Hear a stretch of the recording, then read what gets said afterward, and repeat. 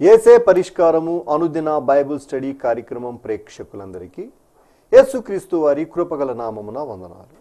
ప్రభువునందు ప్రియా దేవుని బిడ్డలారా, నేటి దినము డాక్టర్ కారుపాటి శ్యామ్సాగర్ గారి ద్వారా బైబిల్ స్టడీలోని వాక్య ధ్యానమును కీర్తనల గ్రంథము నుండి ధ్యానం చేసుకుందాము. మీరందరూ బైబిల్తోనూ నోట్బుక్తోనూ సిద్ధపడి ఉంటే డాక్టర్ కారుపాటి శ్యామ్సాగర్ గారు ప్రార్థన చేసి ఈ దినపు వాక్య పరిచర్య చేస్తారు. ప్రభువునందు ప్రియా దేవుని బిడ్డలారా, ఈ రాత్రికాలపు వాక్య భాగం కొరకు సహకారాన్ని అందిస్తున్న కుటుంబం పెద్దపాడు గ్రామము వాస్తవ్యులు ఆకునూరి లెలిన్ బాబు సునీత గార్ల కుమారుడు ఆకునూరి ఎలైజా జన్మదినం సందర్భంగా కుటుంబ సభ్యులు తాతగారు నానమ్మ నోబుల్ గారు సుప్రియ గారు, తల్లిదండ్రులు లెనిన్ బాబు సునీత గారు మరియు మేనత్తలు మేనమామలు సహకారాన్ని ఇస్తున్నారు. ఎలైజాను దేవుడు దీవించినట్లు ప్రార్థిద్దాం. ప్రార్థన చేసుకుని వాక్య ధ్యానంలోనికి వెళదాం. మమ్మలను మిక్కిలిగా ప్రేమిస్తోన్న మా ప్రియ తండ్రి, మీకు వందనములు స్తోత్రాలు చెల్లిస్తున్నాం. ఈ రాత్రి మీ పాదాల చెంత కృతజ్ఞతలు అర్పిస్తున్నాం. మీరు మాకు కాపరిగా ఉండగా మాకు ఏమీ కుదవలేదు. మీరే మా సంరక్షకుడు, మీరు మా పోషకుడు, మీరు మా జీవన దాత. అందుకై మీకు కృతజ్ఞతలు. ఎలైజా అను ఈ చిన్న బిడ్డ కొరకు ప్రార్థన చేస్తున్నాము. ఈ బిడ్డను జ్ఞాపకం చేసుకొని మీరు ఇచ్చిన నూతన జన్మదినమును దయాకిరీటం కొరకై కృతజ్ఞతలు చెల్లిస్తున్నాము. ఈ కుటుంబాన్ని మీ చేతులకు అప్పగిస్తున్నాము.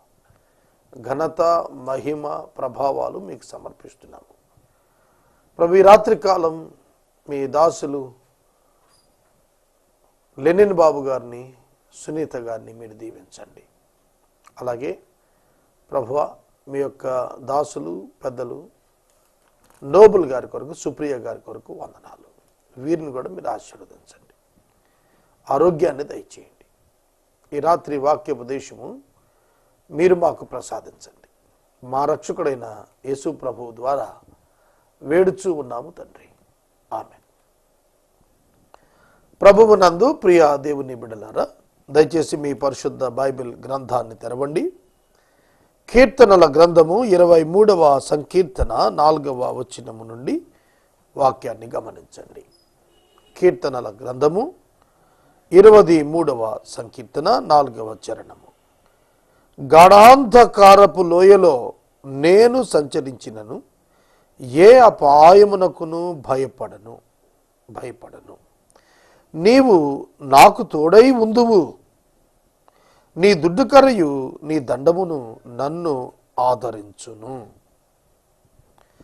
ఈ మాటలు, ఈ వచనము, దీని యందలి పదములు గమనార్హమైన మాటలు. గాఢాంధకారపు లోయ అనే ట్రాన్స్లేషన్ ప్రాచీన ప్రతులలో మరణ అంధకారపు లోయ అని వ్రాయబడింది. వెలుగు లేని చోటు, వెలుగు లేని చోటు. ఇక్కడ ఒక ఆత్మీయ అర్థాన్ని మీకు నేను చెప్పాలి. విశ్వాసి అంటే ఎవరు? విశ్వాసి అంటే ఎవరు? మొదట మీరు అర్థం చేసుకోవాలి.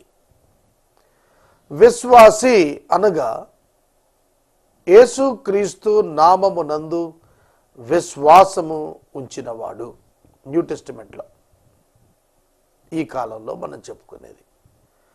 పాత నిబంధనలో యెహోవా యందు నమ్మిక ఉంచినవాడు విశ్వాసి. విశ్వాసికి ఏం దొరికింది? క్రొత్త నిబంధనలోని విశ్వాసి పరిశుద్ధాత్మ సంచకరువుగా, పరిశుద్ధాత్ముడు విశ్వాసి యొక్క అంతరంగంలో నివసించేటట్లుగా ఆశీర్వాదాన్ని పొందాడు. ఇండ్వెల్లింగ్ ఆఫ్ ద హోలీ స్పిరిట్ అంటారు.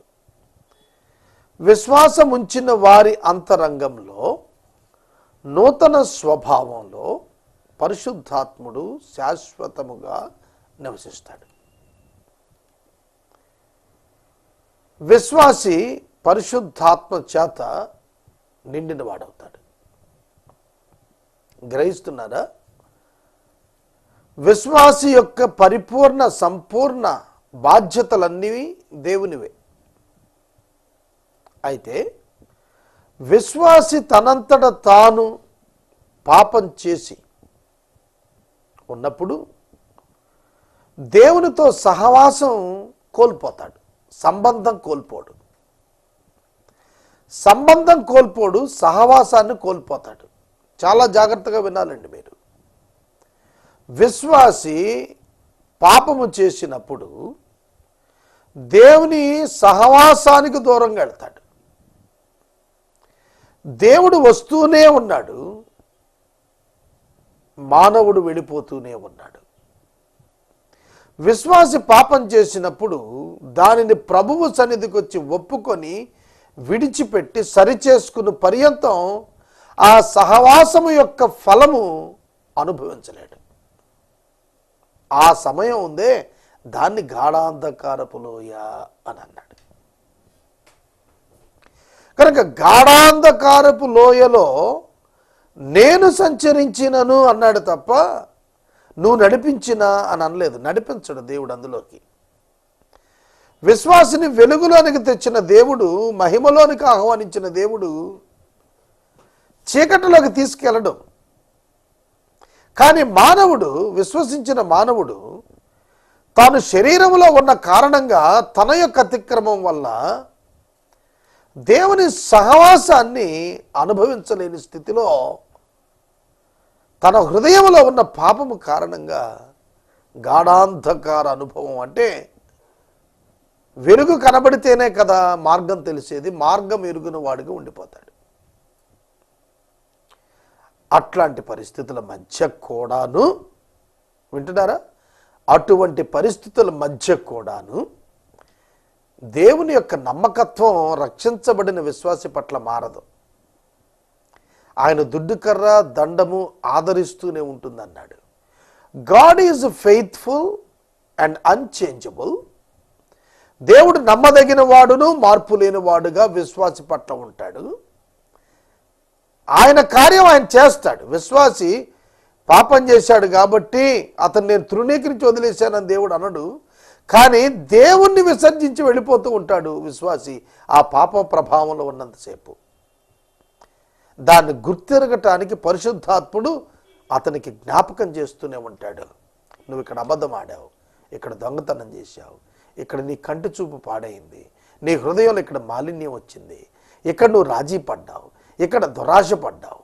ఇవన్నీ from inside the heart of a believer the holy spirit will warn. పరిశుద్ధాత్మ దేవుడు హృదయంలో ఉండి విశ్వాసి పాపమును ఆశ్రయిస్తున్నప్పుడల్లా హెచ్చరికలు చేస్తుంటాడు. వాటిని బేఖాతరు పెట్టినప్పుడు విశ్వాసి గాఢాంధకారపు లోయ అనుభవానికి వస్తాడు. గాఢాంధకారపు లోయలో నేను సంచరించినను నా బుద్ధిహీనత వలన, నేను పాపాన్ని ప్రేమించటం వలన, అతిక్రమాన్ని ఆశించటం వలన, దురాశ పడటం వలన నేను సంచరిస్తాను. It's compulsory action. ఎప్పుడైతే విశ్వాసి విల్ఫుల్ సిన్లో కంటిన్యూ అవుతాడో దేవుని యొక్క వెలుగు అతడు చూడలేడు. మరలా జీవితాన్ని సరి చేసుకోవాల్సిందే. మరలా పాప క్షమాపణను ప్రభు సన్నిధిలో ఒప్పుకొని విడిచిపెట్టుట ద్వారా కనికరాన్ని కోరుకోవాల్సిందే. వాస్తవానికి దేవుడు మానవుని ప్రతి పాపాన్ని క్షమించాడు, అందుకే ఆయన రాగలుగుతున్నాడు. కానీ మానవుడు దేవుని అంగీకరించలేకపోవటం వల్ల వెనక్కి వెళ్ళిపోతూ ఉంటాడు. విశ్వాసి విశ్వాస సంబంధమైన ఆశీర్వాదం అనుభవించాలి. మనం శరీరంలో ఉన్నాం. ఆత్మ సంబంధమైనటువంటి శక్తి మనలో వృద్ధి అయ్యే కొలది శరీరము దాని యొక్క ఇచ్చలను మనం చాలా అల్పమైనవిగా ఎంచుకోగలుగుతాం. శరీరమును దాని ఇచ్చలను సిలువ వేయమన్నాడు అనుదినం కూడా పౌలు గారు. సిలువ వేయమన్నాడు. ఎందుకంటే సిలువకు చేతులు కొట్టినప్పుడు అవి రావిక. అంటే నీ ఇచ్చలు బయటకు రాకూడదు, సమాధి అయిపోవాలి, నిర్వీర్యం అయిపోవాలి, కదలలేనివైపోవాలి, పనిచేసేవి కాకూడదు. నీ కన్ను అభ్యంతరపరుస్తోందా, వెంటనే దాన్ని ఆపేసేయాలి. ఒక ఆలోచన నిన్ను పీడిస్తోందా, వెంటనే ఆపాలి. Do not continue in that thought and thinking. ఆ ఆలోచనలో నువ్వు కొనసాగకూడదు. పక్షి మనిషి తల మీద వెళ్ళిపోతుంది, అలాగన పాప శరీరమును బట్టి తలంపులు వెళ్ళిపోతాయి. You can't stop that. But కానీ పక్షి తల మీద గూడు కట్టుకునేటట్టుగా చేసుకోకూడదు.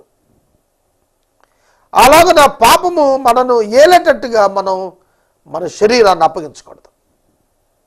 మునుపు పాపమునకు ఎలాగూ దాసులుగా ఉంటిరో మీ అవయవములను నీతికి సాధనములుగా అప్పగించండి అని పౌలు గారు చెప్పాడు. కనుక మనము మన శరీరము పాపానికి అమ్మబడింది కాబట్టి ఇంకా శరీరంలో ఉన్నాం కనుక పాపం చేసే అవకాశం ప్రతి క్షణము ఉంది మానవునికి.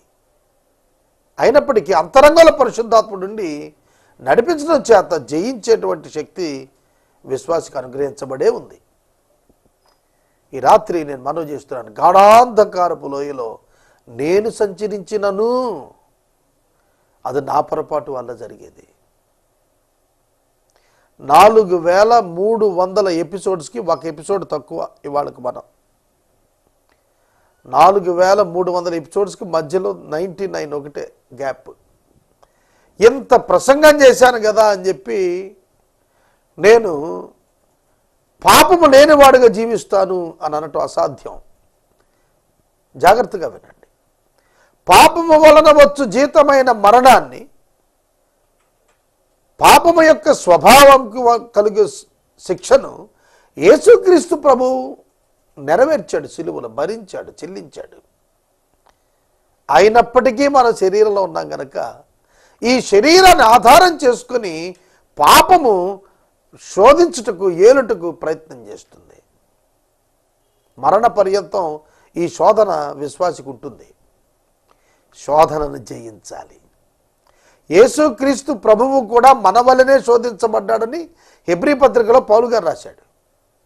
అయినప్పటికీ ఆయన పాపము లేనివాడుగానే ఉన్నాడు, కపటము లేనివాడుగా ఉన్నాడు, పరిశుద్ధంగానే ఉన్నాడు. ఆయన పడిపోకుండా తన ఘటాన్ని కాపాడుకున్నాడు. అలాగని విశ్వాసులమైన మనం కూడాను ఈ ఘటం, మట్టి ఘటం, ఈ శరీరాన్ని కాపాడుకోవాలండి.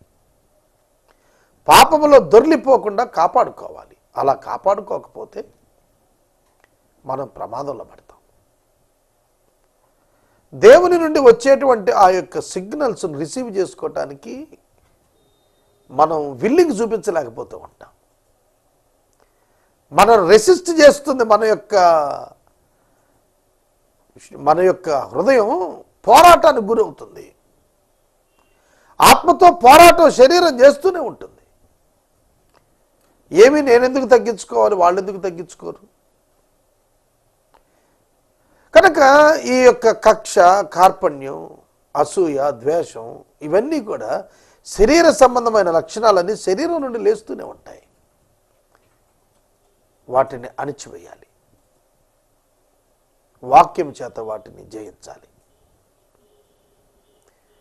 క్రైస్తవ జీవితం అంటే ఏదో పూల పాన్పు మీద కాదు, ముళ్ళ బాట, ఇరుకు మార్గం.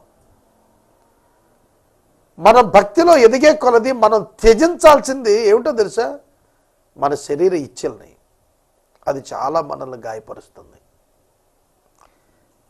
మన మానసికంగా మనం చెక్కబడతాం. ఒక రాయి శిల్పంగా మలిచినప్పుడు ఆ రాయి ఎన్నిసార్లు ఉలి, సుత్తి, పోకరు యొక్క దెబ్బలకు గురవుతుంది. ఒక శిల్పం మలిచినప్పుడు ఒక చెక్క మొద్దు ఒక చక్కటి గుమ్మంగాను ఒక మంచంగాను తయారండి ఎన్నిసార్లు ఉలితో చెక్కుతాడు వడ్రంగి. అలాగనే మనం చెక్కబడతాం. మన సెల్ఫ్ విల్ చెక్కబడాలండి. మన సొంత ఇష్టం చెక్కి పారవేయబడాలి, అణగదొక్కబడాలి. చితగ్గొట్టబడాలి. పౌలు గారు అన్నాడు, నన్ను నేను నలగొట్టుకుంటున్నాను అని అన్నాడు. కానీ సుత్తి తీసుకుని నలగొట్టుకుందామా, లేకపోతే ముళ్ళ కంపేసుకొని పడుకుందామా? చాలామంది అలా చేసిన వాళ్ళు ఉన్నారు, కానీ అది కంట్రోల్ అయ్యేది కాదు. ప్రాచీన పాపపు స్వభావం అనేది ఉంది చూశారు, అది శరీరాన్ని ఆధారం చేసుకుని పనిచేయటం ప్రారంభించినప్పుడు శరీరాన్ని గాయపరుచుకుంటే పోయేది కాదు. ఇది శరీరాన్ని గాయపరచుకోవటం కాదు, శరీరాన్ని ఇచ్చలను జయించాలి వాక్యం చేత. అప్పుడు అది సప్రెస్ అవుతుంది తప్ప ముళ్ళ మీద పడుకుంటే మన శరీరాన్ని గాయపరుచుకున్న వాళ్ళు అవుతాం తప్ప పాపాన్ని జయించే వాళ్ళంగా రాలేం మనం. నీ కన్ను నిన్ను అభ్యంతరం పడితే తీసేయమన్నప్పుడు గుడ్డివాడు అయిపోదావా కళ్ళు తీసేసుకొని? మరి గుడ్డివాడైనంత మాత్రాన పాపపు తలంపులు రావా? కాబట్టి అది కాదు అక్కడ ప్రభు చెబుతుంది, యువర్ బెస్ట్ సైట్. నువ్వు ఏది ఇష్టంగా చూస్తావు దాన్ని తీసేసేసుకో వద్దన్నాడు. కనుక గాఢాంధకారపు లోయలో నువ్వెందుకు ప్రవేశిస్తున్నావు? నేను సంచరించినా అన్నాడు. అసలు ఎందుకు సంచరిస్తున్నావు? వెలుగును వదిలిపెట్టుకుని ఎందుకు గాఢాంధకార లోయలోకి వెళుతున్నావు? ఆధ్యాత్మిక పతనం. ఈనాడు అనేక మంది పతనంలో ఉన్నారండి. ఇలా మాట్లాడుతున్న నేను చాలా భయపడుతున్నాను ఈ మాట చెప్పటానికి. నా స్థితి కూడా అదేనా? నేను పరిశుద్ధత, యథార్థత, నీతి, న్యాయం వీటి విషయాల్లో అప్రైట్నెస్ కాపాడుకుంటున్నానా? కనుక మనం ఒకటి మాత్రం సంతోషించాల్సింది ఉంది, ఏమిటంటే మనం పతనం వైపు అడుగులేస్తున్నా ఆయన మన వైపు అడుగులేస్తున్నాడు. Praise God. ఆయన మన వైపు అడుగులేస్తున్నాడు. ఏమని అడుగులేస్తున్నాడు? ఆయన దుడ్డు కర్ర, ఆయన దండము. వాక్యాన్ని ఏమని చెబుతున్నాడు? దుడ్డు కర్ర, దండము. దుడ్డు కర్ర తోడేళ్లను కొట్టడానికి కాపరి వాడేది, దండము గొర్రెలను స్వల్పంగా దండించి మార్గంలో పెట్టడానికి. దండం చాలా చిన్న కర్ర, దుడ్డు కర్ర చాలా లావుగా బారుగా, దాంతో ఒక తోడేలను కొడితే చచ్చిపోతుంది దెబ్బకు. దుడ్డు కర్ర గొర్రెల కోసం కాదు, తోడేళ్ల కోసం. దండము గొర్రెల కోసం, తోడేళ్ల కోసం కాదు. God will discipline and God will help. దేవుడు సహాయం చేస్తాడు, నీ మీదకు లేచిన వాటిని నాశనం చేస్తాడు. దుడ్డు కర్ర సహాయం చేస్తుందంటే నీ మీదకు లేస్తున్న శోధన మీద అది దుడ్డు కర్ర. దేవుని వాక్యము దుడ్డు కర్రగా ఉపయోగపడుతుంది. దేవుని వాక్యం నిన్ను సరిచేయటానికి దండంగా ఉపయోగపడుతుంది. యేసుక్రీస్తు ప్రభువును శోధించటానికి అపవాది చేసిన ప్రయత్నాల్లో యేసు ప్రభు వినియోగించిన ఆయుధం దేవుని వాక్యమే. దేవుని వాక్యాన్ని ఎదురుగా పెట్టేటప్పటికీ సాతానుడు మాట్లాడలేడు. దేవుని వాక్యాన్ని ఎదురుగా పెడితే అపవాది మాట్లాడలేడు. వాడు కూడా రాంగ్ కొటేషన్స్ని ఎదురుగా పెడతాడు తెచ్చి. శోధించటానికి యేసుక్రీస్తు ప్రభు విషయంలో అపవాది ఎన్నుకున్నటువంటిది ఆశ్చర్యం దేవుని వాక్యమే. కీర్తన గ్రంథం 91వ సంకీర్తనలో అంటాడు కదా, నీవు పడకుండానట్లుగా దేవదూతలు ఎత్తి పట్టుకుంటారంటాడు. నీ కాలుకు రాయి తగలకుండా, నీ పాదాలకు రాయి తగలకుండా దేవదూతలు ఎత్తి పట్టుకుంటారన్నాడుగా. దూకు అన్నాడు. శిఖరం మీద ఉంచబెట్టి దూకమన్నాడు. కనుక వాక్యాన్ని చూపించాడు. వాక్యాన్ని చూపించి విధానాన్ని శోధనలోకి తీసుకొస్తాడు. గాఢాంధకారపు లోయలోకి విశ్వాసం అంత సులువుగా ఎందుకు వెళ్తాడు? అంత సులువుగా వెళ్ళడు. నాకు ఒక విశ్వాసి ఈ మధ్యన ఒక సలహా ఇచ్చాడు. విశ్వాసి నాకు సలహా ఇచ్చాడు. నేను దేవుని సేవకుని కదా. ఏమని సలహా ఇచ్చాడు తెలుసా?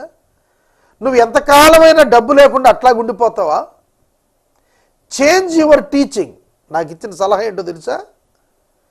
Change your teaching. నేను అడిగాను, అంటే ఏంటన్నాను. Preach about the health and wealth.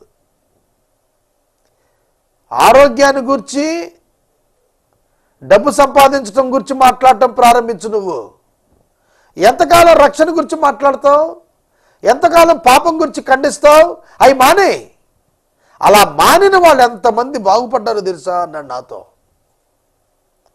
వాళ్ళు ఒకవేళ భౌతికంగా డబ్బు సంపాదించారేమో. నేను చెప్పాను, ఇది మానలేను, నేను మార్చుకోలేను, సువార్త ప్రకటించడం తప్ప మరి ఏది నేను ఎరగకుందని అన్నాడు పౌలు గారు.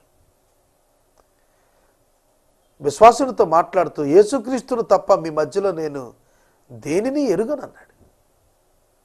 కనుక వెల్త్, హెల్త్ ఈ రెండు బైబిల్లో చాలా వచనాలు ఉన్నాయి. నా యాటిట్యూడ్ ఏమిటి? మనీ మేకింగా? లగ్జరీస్ లైఫ్ కోసం నేను బైబిల్ని వాడుకోనా? ఇంపాసిబుల్, అసాధ్యం.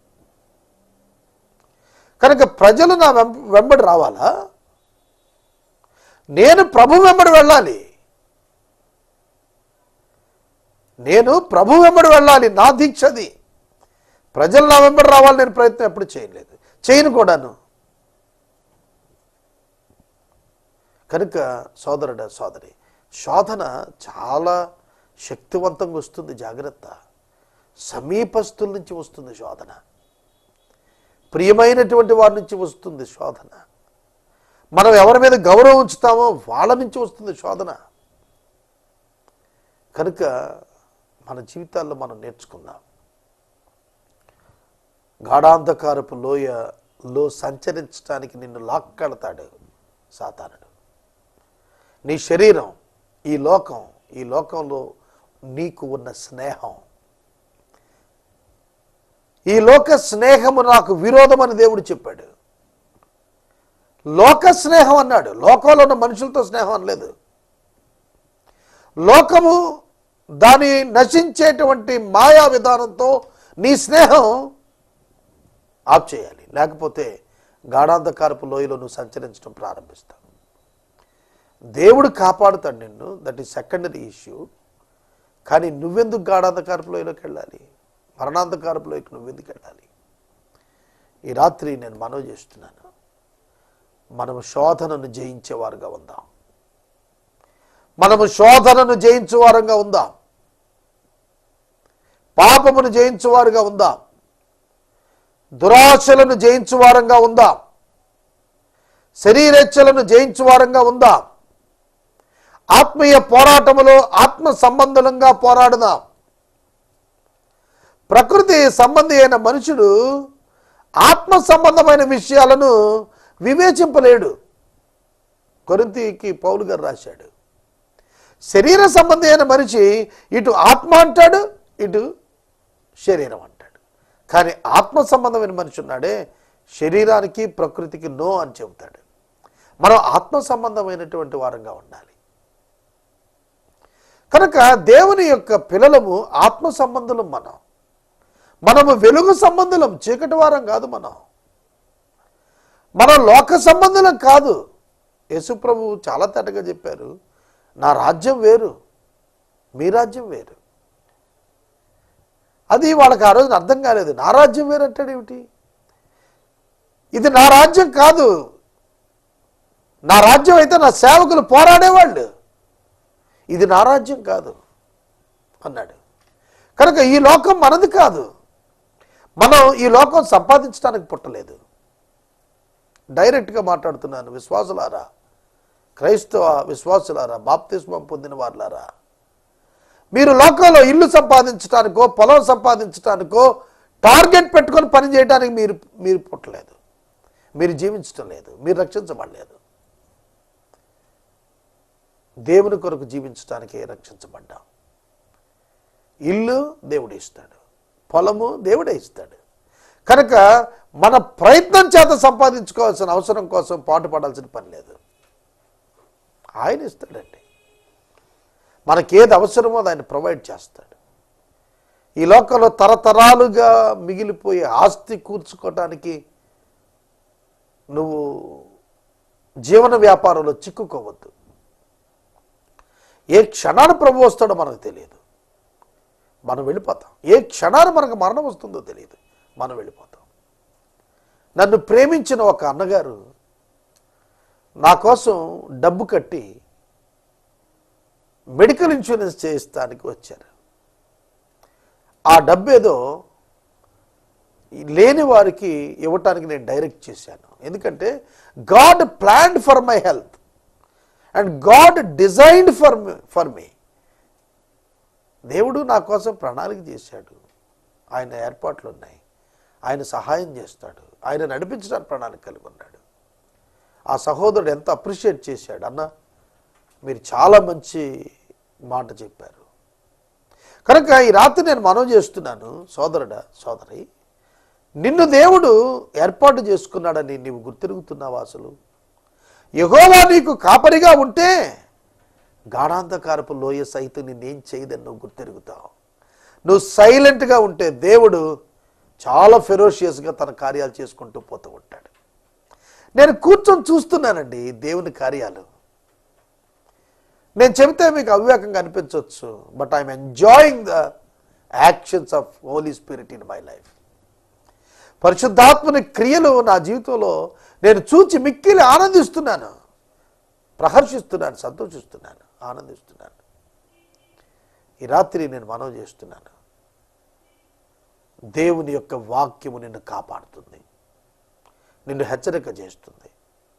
నీకు ఆత్మలో కావలసినటువంటి వాక్యాన్ని, నీ శోధనను ఎదిరించడానికి కావలసిన బలమైన వాక్యం దేవుడే నీకు ఇస్తాడు. ఆ వాక్యం చేత నీ హృదయాన్ని నీవు నిరోధించుకోగలుగుతావు. కృంగిపోవద్దు, నీ హృదయాన్ని కృంగిపోనివ్వద్దు, నీ హృదయము బలహీనపడనివ్వద్దు. నీ ప్రభువు బలవంతుడని నమ్ము, దేవుని వాక్యం బలమైనదని నమ్ము. ఆ బలమైన వాక్యం చేత జయ జీవితాన్ని గడపటానికి సిద్ధపడు. నేను ఎప్పుడు అనుకుంటాను, ఈ అర్ధగంట రోజు వాక్యం చెప్పకపోతే నా జీవితం ఎలాగుండేదో అని. దేవుని వాక్యాన్ని ధ్యానించు, దేవుని సన్నిధిలో ప్రార్థించు, దేవుని కార్యాలలో ఆసక్తి కలిగి ఉండు. ఆధ్యాత్మిక మాంద్యానికి వెళ్ళవద్దు. మెలకువ కలిగి ఆసక్తి కలిగి జీవించు. దేవుడు నిన్ను తప్పకుండా ఆశీర్వదిస్తాడు. ఈ రాత్రి కాలం వాక్యం వింటున్న సహోదరుడా సహోదరి, గాఢాంధకారపు లోయను గుర్చి భయపడవద్దు. నీ దేవుడు నీకు తోడుగా ఉంటాడు. ఆయన దుడ్డు కర్ర, ఆయన దండము నిన్ను ఆదరిస్తాయి. God will comfort you. God will comfort you. Don't worry, don't fear. దిగులు పడవద్దు, చింతపడవద్దు, భయపడవద్దు. దేవుడు ఆదరిస్తాడు. ఈ రాత్రి వాక్య ధ్యానానికి సహకారం ఇచ్చిన కుటుంబం పెదపాడు వాస్తవ్యులు ఆకునూరి ఎలైజా గారి జన్మదినం సందర్భంగా తల్లిదండ్రులు లెనిన్ బాబు, సునీత గారు, తాత నానమ్మలు, నోబుల్ గారు, సుప్రియ గారు మరియు మేనత్తలు మేనమామలు సహకారం ఇస్తున్నారు. నోబుల్ గారికి, సుప్రియ గారికి ధన్యవాదాలు. లెనిన్ బాబు, సునీత గారులకు కృతజ్ఞతలు. ఎలైజాకు ఆశీర్వాదం ప్రభు ఇవ్వాలని ప్రార్థిద్దాం. మనమందరము ఇంతవరకు డాక్టర్ కారుపాటి శ్యామ్సాగర్ గారి ద్వారా బైబిల్ స్టడీలోని వాక్య ధ్యానమును కీర్తనల గ్రంథం నుండి ధ్యానం చేసుకున్నాము. ఈ కార్యక్రమం ద్వారా మీరు పొందుకొనుచున్న ఆత్మీయ మేలులు ఒక ఉత్తరం ద్వారా మాకు తెలియచేయండి. మీ ప్రార్థనా మనవులు మాకు తెలియచేస్తే ఏసే పరిష్కారం కార్యాలయంలో ఏర్పాటు చేసిన ప్రత్యేక ప్రార్థనా శిబిరంలో మీ కొరకు ప్రార్థిస్తాం. మీ కుటుంబ పక్షముగా ఒక ఎపిసోడ్ ప్రసారం చేయాలనుకునేవారు మాకు తెలియచేస్తే మా సిబ్బంది మీ గృహాలను దర్శిస్తారు. ముగింపు ప్రార్థన ఆశీర్వాదాలతో ఈ కార్యక్రమాన్ని ముగించుకుందాం. ప్రార్థన చేసుకుందాం. మమ్మల్ని మిక్కిలిగా ప్రేమిస్తున్న మా ప్రియ తండ్రి, వందనాలు. ఎలైజాను మీరు ఆశీర్వదించండి. రేపటి నుండి ఎపిసోడ్ సహకారులు లేరు ప్రభు. మీరు తప్ప పోషకులు లేరు ఈ కార్యక్రమానికి. మేము మీ వలననే ఈ కార్యాన్ని జరిగించు ఉన్నాం. మీరు నడిపించండి ప్రభు, మీరు సహాయం చేయండి. ఈ రాత్రి వాక్యం నన్ను బలపరిచింది, మమ్మల్ని బలపరిచింది. మీ కృతజ్ఞతలు చెల్లిస్తున్నా. మా రక్షకుడైన యేసు ప్రభు పేరిట ప్రార్థిస్తున్నాము తండ్రి, ఆమేన్. మన తండ్రి అయిన దేవుని ప్రేమ, కుమారుడైన యేసయ్య కృప, పరిశుద్ధాత్మని యొక్క అన్యోన్య సహవాసం సదాకాలం మనందరికీ నీ తోడై ఉండును గాక. ఆమేన్.